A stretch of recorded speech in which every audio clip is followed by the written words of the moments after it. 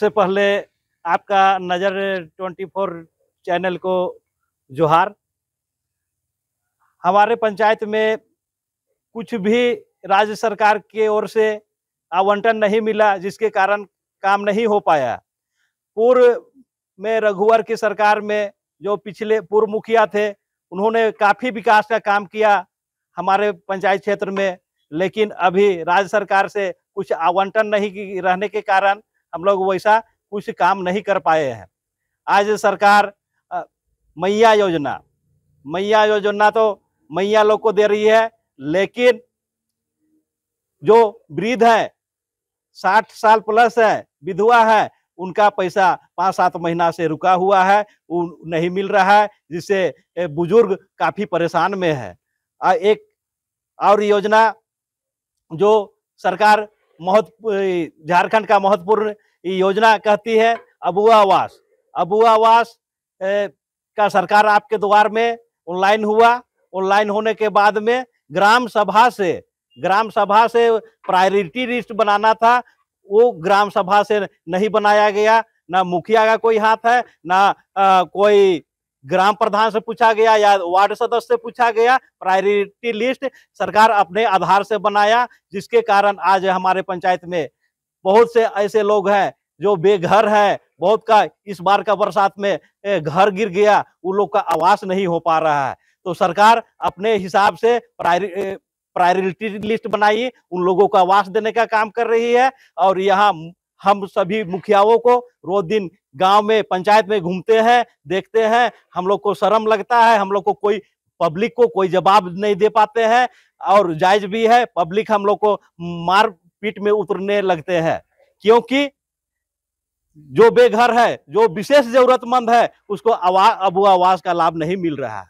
तो मुखिया जी, अबुआ आवास जो मिला, तो एक मुखिया होने के नाते आपका ही नेतृत्व में बटा होगा ना, आपके द्वारा दिया गया होगा ना? बिल्कुल नहीं, सरकार अपने सरकारी पदाधिकारियों से, कर्मचारियों से अबुआ आवास का प्रायोरिटी लिस्ट बनवाया, और उस प्रायोरिटी लिस्ट में जो एक सीरियल नंबर 1 से 50 के बीच में है, तो उन्हीं को मिलेगा। 50 का लक्ष्य है, तो बाकी जो 60 नंबर में है, 100 नंबर में है, या कितनों गरीब है या बेघर है, उसको आवास नहीं मिलेगा। यह सरकार का कहना है। इसके लिए हम लोग ने ग्रामीण विकास मंत्री, पंचायती राज मंत्री डॉक्टर इरफान अंसारी से भी मिले थे, लेकिन हम लोग को कोई आश्वासन तक नहीं मिला कि हो जाएगा। तो आप लोग मुखिया संघ होने के नाते या मुखिया होने के नाते आप लोग सरकार के दरवाजा खटखटाया इस बात को लेकर? बिल्कुल खटखटाया। हमारे प्रदेश के मुखिया संघ के अध्यक्ष सोमा उरांव के नेतृत्व में बहुत बार सरकार का दरवाजा खटखटाया गया। माननीय मुख्यमंत्री हेमंत सोरेन से भी मिलने का कोशिश किया गया, लेकिन वो कभी मिले भी नहीं। मुखिया लोग को इतना नकारते हैं। आप आदिवासी एक मुखिया हैं और आदिवासी मुख्यमंत्री भी हैं, तो मान सम्मान तो मिलना चाहिए। आदिवासी केवल राजनीति सत्ता पाने के लिए आदिवासी मुख्यमंत्री है। यहाँ पर आदिवासी का हित का कोई काम नहीं करते हैं। आज हमारे राज्य में, हमारे प्रखंड में आज आदिवासी तो महिला मुखिया है, लेकिन उसका पति मुस्लिम है, और इसको हटाने का काम करना चाहिए था। जिसका पति मुस्लिम हो या गैर आदिवासी हो, उनको पंचायत चुनाव लड़ने का हक, अधिकार नहीं होना चाहिए था। ये हमारे राजनीतिक हक को भी मारा जा रहा है इस सरकार में। तो मुखिया संघ का इस पर आप लोग विचार किए हैं कुछ? मुखिया संघ का काफी विचार हो गया है, मांग पत्र भी सरकार को दिया गया है, लेकिन हम लोग का कोई मांग सुना नहीं गया। इस बार हम सभी मुखिया ने निर्णय लिया है कि इस सरकार को हम लोग उखाड़ के फेंकने का काम करेंगे, और फिर से भारतीय जनता पार्टी का सरकार रहेगी, तभी पंचायत का विकास होगा, और राज्य का विकास होगा, गांव का विकास होगा। यही हम लोग संकल्प ले लिया है।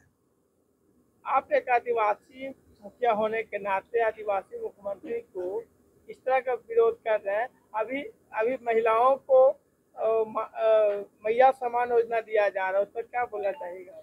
मैया लोग को तो चुनाव से पहले 2 महीना पहले मैया सम्मान योजना देने का सरकार ने काम किया है। यही काम 5 साल पहले करना चाहिए था। और मैया सम्मान से क्या होने वाला है? आज हमारे ग्रामीण क्षेत्र में 5 साल से 25 साल 30 साल के जो बच्चियां हैं वो पढ़ाई लिखाई नहीं कर पा रहे हैं। उन लोग को तो 5,000 देना चाहिए था, ताकि वो लोग आत्मनिर्भर बनते। तो आपकी जो सब मुखिया होने के नाते मुखिया पंचायत में बहुत सा फंड आता है सरकार के द्वारा, तो आपने जन कल्याण के लिए किस तरह के कार्य किया आपने? हमारे पास जो केंद्र सरकार से जो पैसा आता है, टाइट और अनटाइट, उसके अलावा राज्य सरकार, राज्य वित्त आयोग का कोई भी अभी तक पैसा नहीं आया है। तो आपको सर कितना साल हो गया आपको मुखिया बने हुए? 2022 में हम निर्वाचित हुए। निर्वाचित होने के बाद में राज्य सरकार का कोई वैसा आवंटन ही हम लोग को नहीं मिला है, ना हम लोग का मान सम्मान रखा जाता है। मैया सम्मान योजना में हो चाहे अबू आवास हो, हम लोग को दरकिनार करके सरकार काम करा रही है। सरकार एक तरफ कहती है कि हम गांव से सरकार चलाते हैं, सरकार आपके द्वार से चलाते हैं, लेकिन सरकार आपके द्वार जो कार्यक्रम हुआ उसमें कुछ काम पब्लिक का नहीं हुआ है। सरकार के लोग आते हैं, खाना खाते हैं, पिकनिक मना के चले गए। बहुत सारा आवेदन आता है, लेकिन निष्पादन एक भी नहीं हुआ है। सरकार आपके द्वार कार्यक्रम में सरकार बोलती है कि हम गांव से सरकार चलाते हैं, कुछ पूरा ठगने का काम कर रही है सरकार, अपना वोट बैंक के लिए कर रही काम। आज ग्राम सभा से जो पारित करते हैं, ग्राम सभा से होना चाहिए। ये सरकार ग्राम सभा को मान्यता नहीं दे रही है, तो आदिवासी सरकार, हितैषी सरकार ये नहीं हो सकती है। एक बहुत सा मुद्दा भी एक चल रहा था कि एक के सीता सोरेन के बारे में एक के जो इरफान अंसारी मंत्री है, वो अभद्र टाइप का टिप्पणी किया गया। इस पे आदिवासी समाज किस तरह से लेता है? इसमें आदिवासी समाज, खास करके जो जनप्रतिनिधि है, चाहे वार्ड सदस्य हो, चाहे मुखिया हो, पंचायत समिति सदस्य हो, या तो बहुत से समाज सेवी हो, सभी लोग आक्रोशित हैं।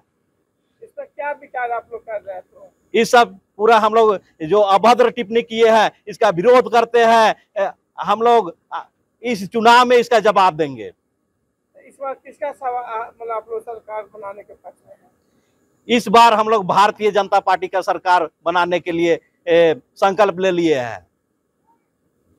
तो आप गांव जो अपना पंचायत के लोगों, गांव के लोगों को और आदिवासी समाज में क्या बोलना चाहिएगा?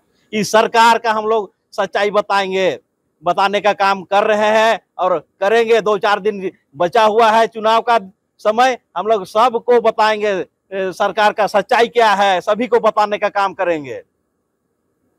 क्या लगता है कि अपने मिशन में सफल आप हो पाइएगा? जरूर हो पाएंगे, इसी आशा उम्मीद से हम लोग संकल्प लिए हैं। अपना पक्ष रखिए। मैं अनिल तिर्की, मुखिया, ग्राम पंचायत गुड़ू, प्रखंड रातू, रांची, झारखंड।